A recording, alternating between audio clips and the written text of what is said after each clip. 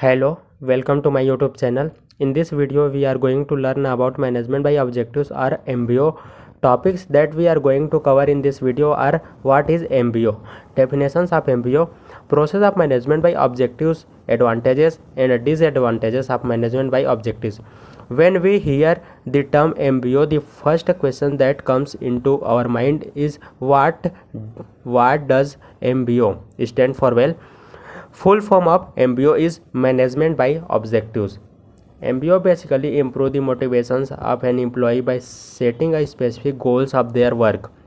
It also improves the commitment and allows for better communications between employees and management. This process also helps the organization's members to see their accomplishment as they achieve is objectives, which reinforce a positive and work-friendly environment. The process of management by objectives focuses more on results rather than the activities involved. It is also known as management by result, MBO. It was popularized by Peter Drucker in his book The Practice of Management. Definitions of management by objectives. MBO or management by objectives is defined as a management practice which aims to increase organizational performance by clearly defining the goals and subordinate objectives of the organization that are agreed to both management and employees. Process of MBO. 1.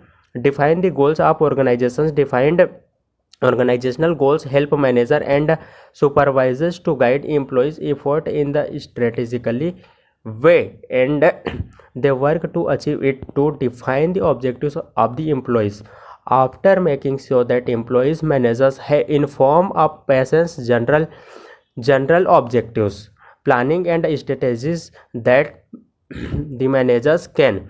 The process of to work with employees in fixing their objectives. 3rd, continuously monitoring performance and progress. It is not only essential for making line managers in business, but also it is equally important for monitoring the performance and progress of the employees.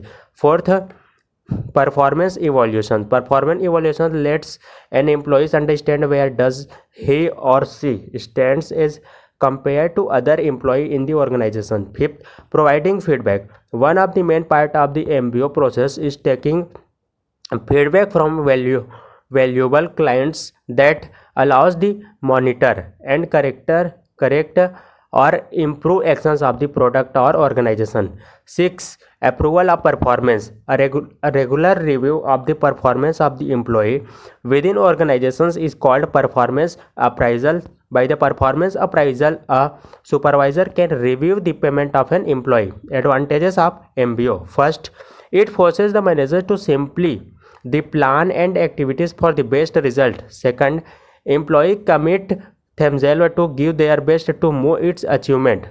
Third, it helps the management team to formulate better management training program based on performance review. Fourth, management by objectives help in more effective planning. Fifth, management by objectives provides more confidence in the management in the managing a task. Disadvantages of MBO. First, if the undertaking persons or managers don't have proper knowledge about the philosophy of MBO, then the MBO will definitely fail. Second, goals should be attainable and realistic. If the goals are too hard to complete, it decreases employee confidence. Third, setting up a goal requires a lot of time, patience, study and experience. Like and share the video, and please don't forget to subscribe my channel. Thanks for watching this video.